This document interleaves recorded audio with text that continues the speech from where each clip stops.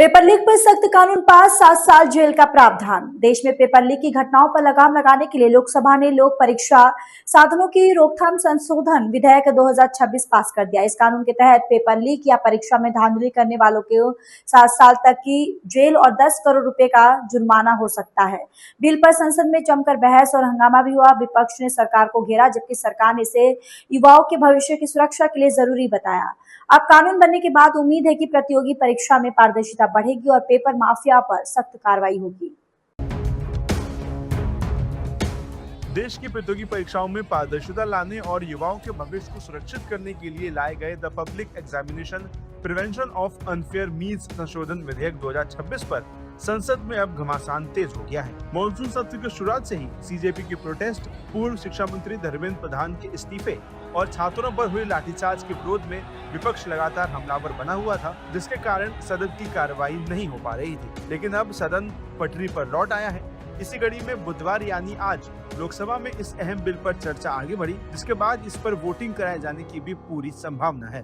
हालांकि सत्ता पक्ष और विपक्ष के बीच इस मुद्दे पर तीखी बहस के भी काफी आसार है। वहीं से पहले कल यानी मंगलवार को सदन में चली चर्चा के दौरान सरकार और विपक्ष के बीच जोरदार टकराव देखने को मिला। विपक्ष की ओर से कांग्रेस सांसद गौरव गोगोई ने नए कानून की प्रभावशीलता पर सवाल उठाया। वहीं प्रियंका गांधी और अखिलेश यादव ने भी युवाओं के मुद्दे को लेकर सरकार को घेरा। इसके जवाब में सत्ता पक्ष की तरफ से मोर्चा संभालते हुए भाजपा सांसद अनुराग ठाकुर ने दो टूक कहा कि पेपर लीक आतंकवाद से कम खतरनाक नहीं है। उन्होंने साफ किया कि सरकार इस गंभीर समस्या का मुकम्मल इलाज करने के लिए पूरी तरह से प्रतिबद्ध है, ताकि युवाओं के भविष्य से खिलवाड़ करने वाले माफियाओं पर कड़ी कार्रवाई की जा सके। इसका निवारण करने जा रहे हैं, इलाज करने जा रहे हैं। आप देखिए, इस देश में आतंकवाद और नक्सलवाद ने दशकों तक हमें बहुत जुल्म दिए, बहुत जख्म दिए, और इन गहरे जख्मों से निजात दिलाने का काम भी मोदी सरकार ने किया। आतंकवाद और नक्सलवाद को जड़ से हमने ही खत्म किया है और पेपर लीक्स की समस्या को भी जड़ से खत्म करने का काम करेंगे। और इसीलिए आज जब हम सब इकट्ठे हुए हैं तो देश के युवाओं को मैं कहना चाहता हूं, ये देश के युवाओं के भविष्य की बात है। हमारी सरकार युवाओं के साथ है और युवा और मोदी सरकार ने मिलकर तय किया है, एक प्लेटफॉर्म पर खड़े होकर तय किया है कि एक ऐसा कानून लाएंगे जो आतंकवाद के खिलाफ बने कानून से भी ज्यादा सख्त होगा और दोषियों को कड़ी कार्रवाई करने पे भी काम आएगा। और आज का ये कानून आप देखिए, जो 2024 में हम लाए थे उसमें संशोधन करने के लिए लाए। अभी वेणुगोपाल जी कह रहे थे, पहले प्रियंका जी ने कहा कि कानून में बदलाव क्यों करने वाले हो। हम सिस्टम को और फूल प्रूफ करना चाहते हैं।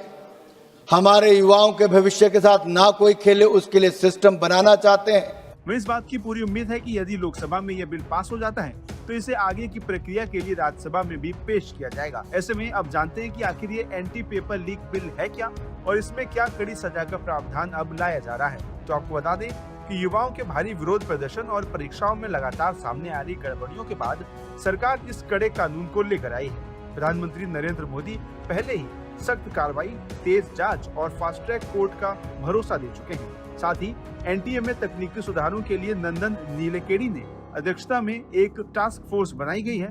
इस नए विधेयक के तहत सबसे बड़ा बदलाव सजा के प्रावधानों में किया गया है। कानून के दायरे को आधुनिक बनाते हुए अब केवल प्रश्न पत्र लीक होना ही नहीं, बल्कि आर्टिफिशियल इंटेलिजेंस यानी एआई की मदद से नकल, परीक्षा प्रणाली की हैकिंग, ऑनलाइन पेपर सर्कुलेट करना और साइबर धोखाधड़ी को भी गंभीर अपराध माना गया है। साथ ही इस कानून के तहत केवल छात्र ही नहीं, बल्कि परीक्षा आयोजित करने वाली सर्विस प्रोवाइडर कंपनियां, तकनीकी कंपनियां और संलिप्त अधिकारी भी रडार पर होंगे, जिससे पूरी व्यवस्था की जवाबदेही तय होगी।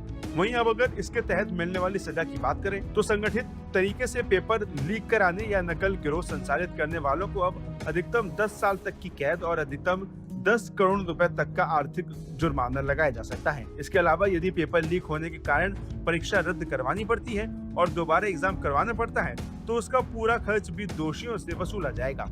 वहीं संसद के इस सत्र में एंटी पेपर लीक पर होने वाली यह वोटिंग देश की परीक्षा प्रणाली की दिशा तय करेगी और साथ ही एक बड़ा मील का पत्थर भी साबित हो सकती है।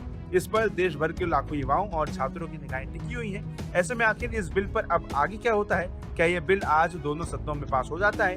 ये देखने वाली बात होगी।